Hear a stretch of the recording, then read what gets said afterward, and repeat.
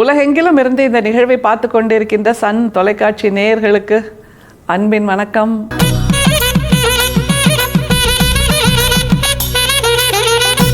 வள்ளல் பெருமான் மிக உயர்ந்த தத்துவங்களையும் நிறைய சொல்லியிருக்காரு, மிக எளிமையான விஷயங்களையும் சொல்லியிருக்காருங்கிறது நமக்கு நல்லா தெரியும். அந்த எளிமையான விஷயங்களை கேட்கும்போது இப்படிப்பட்ட ஒரு ஞானி எப்போதுமே அந்த பொம்பாஸ்டிக் லாங்குவேஜ் அப்படின்னு சொல்லுவோம்ல, அந்த மாதிரியான ஞானத்தின் மொழியிலேயே பேசிக்கொண்டிருப்பவரா இப்படி எளிமையான பாடல்களையும் சொல்கிறார் அப்படிங்கிற ஒரு வியப்பு நமக்கு மேலிடும். சரி, ஏன் அந்த மாதிரி எளிமையான பாடல்களை சொல்கிறார் அப்படின்னா, அது நம்மை போன்றவர்களுக்கு, நாம் இன்னும் அந்த உயர்நிலையை அடையவில்லை, அதற்கான பயணத்தில் இருக்கிறோம் அல்லது அந்த பயணத்தை துவங்கவே இல்லை. அப்படிங்கும்போது நம்மை போன்றவர்கள் புரிந்து கொள்வதற்கான எளிய சித்தாந்தங்களையும் நமக்கு சொல்லித்தர்றார். அதை அப்படியே இறுக பற்றி கொள்ளணும். சிக்கன பிடித்தேன் அப்படின்னு சொல்லுவாங்க இல்லையா, அந்த மாதிரி இறுக பற்றி கொண்டால் அதனால் வருகின்ற பெருமைகள், அதனால் வருகின்ற சுகங்கள், அதனால் வருகின்ற சந்தோஷங்கள் எல்லாம் நமக்கானது. அதனால தான் எளிய மொழியில் நமக்கு வள்ளல் பிரான் அதையும் சொல்லித்தராரு.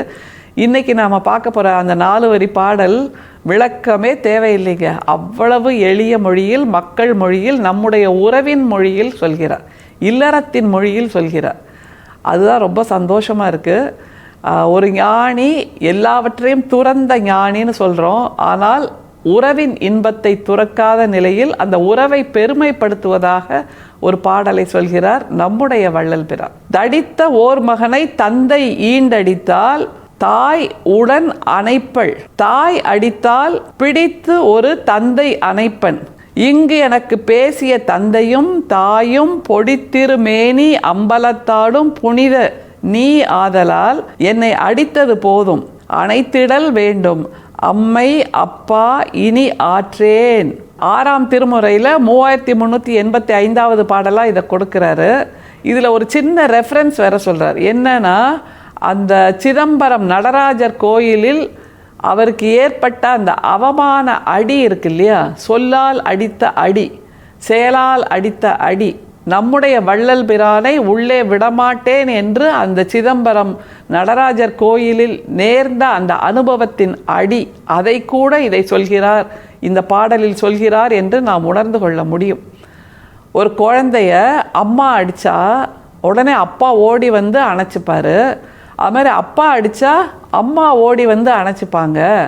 அந்த மாதிரி நிலையில் எனக்கு ஏற்பட்ட அடியை என்னுடைய தாயும் தந்தையுமாக இருக்கக்கூடிய நடராஜனே நீ ஓடி வந்து காப்பாற்ற வேண்டாமா, ஓடி வந்து என்னை அணைத்து கொள்ள வேண்டாமா, இனியுமா எனக்கு அடி விழ வேண்டும் அப்படிங்கிற அந்த ஏக்க குரல், ஆதங்க குரல் தான் இந்த பாடல்.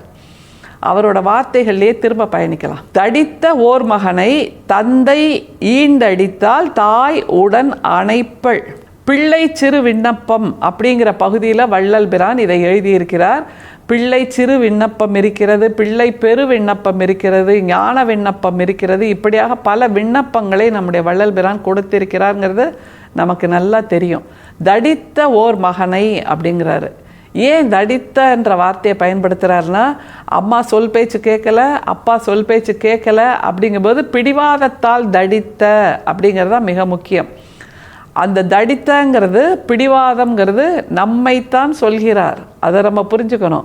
இவ்வளோ தூரம் நாங்கள் படித்து சொல்கிறோமே, சித்தர்களாகிய நாங்கள் எங்களை உணர்ந்து, வாழ்க்கையை உணர்ந்து, உண்மையை உணர்ந்து, அன்பே சிவம் என்கின்ற அந்த புனிதத்தை உணர்ந்து இவ்வளோ படித்து சொல்கிறோம், இவ்வளோ ஞானத்தை சொல்கிறோம். நீங்கள் அதை கேட்காம தடித்தங்கிற வார்த்தையை தான் பயன்படுத்த வேண்டியிருக்கு. இப்படியான ஒரு சிந்தனை ஓட்டத்தோடு அந்த புராண கதைகள், புராணிகர்கள், ஆகமக்காரர்கள் சொல்வதை மட்டுமே நம்பிட்டு இருக்கீங்களே, அப்போ நீங்களும் தடித்த குழந்தைகள் தானே, பிடிவாதம் மிக்க குழந்தைகள் தானே அப்படின்னு வள்ளல் பிரான் சொல்கிறார். அந்த மாதிரியான சிந்தனையில் இருக்கக்கூடிய, பிடிவாதத்தோடு இருக்கக்கூடிய ஒரு குழந்தையை அம்மா அடித்தால் அப்பா ஓடி வந்து அணைப்பார். சரி, அதுக்கப்புறம் தாய் அடித்தால் பிடித்தொரு தந்தை அணைப்பன். அம்மா அடிச்சிட்டா அப்படின்னா அந்த வரியை கூட 2வதாக வைக்கிறாரு. ஏன்னா அம்மா அடித்தல் என்பது நடக்காது, இயற்கையில் பெரும்பாலும் நடக்காது. தகப்பன் அப்பன் வேண்டுமானால் குழந்தையை அடிக்கலாமே தவிர 10 மாதம் சுமந்து தாய்ப்பால் ஊட்டிய தாய் எந்த நிலையிலும் மகனையோ மகளையோ அடிப்பதற்கு கை ஓங்க மாட்டாள். அது முக்கியம். அப்படி ஓங்கினாள் என்றால் அவளை மிஞ்சி அவளால் கட்டுப்படுத்த முடியாத அளவுக்கு ஏதோ ஒரு பிரச்சனை நடந்திருக்கிறது, ஒரு தடித்த தன்மை இருந்திருக்கிறது, ஒரு பிடிவாதம் இருந்திருக்கிறது. உன்னோட நல்லதுக்கு தானப்பா நான் சொல்கிறேன், அதை கூட நீ கேட்காமல் இப்படி பிடிவாதத்தோடு இருக்கிறாயே என்று எல்லைகள் மீறிய ஒரு கோபம் வந்திருக்கிறது என்பதை புரிந்து கொள்ள வேண்டும். அதனால்தான் அம்மா அடித்தாள்ங்கிறத ஒரு 2வது வரியாக வைக்கிறார். ஏனென்றால் அது பொதுவாக பெரும்பாலும் நடக்காத ஒரு விஷயம் என்பதனால் ஒரு தயக்கத்தோடு அம்மாவை 2வது வரியில் வைக்கின்ற வள்ளல் பிரானுடைய பெருந்தன்மையை நாம் வியக்க வேண்டியிருக்கிறது.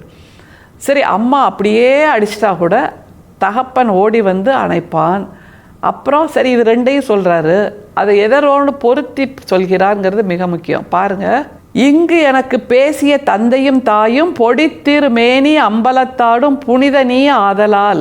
இங்கெனக்கு பேசிய தந்தையும் தாயும் பொடித்த திருமேனி அம்பலத்தாடும் நீ ஆதலால் அப்படிங்கிறார்.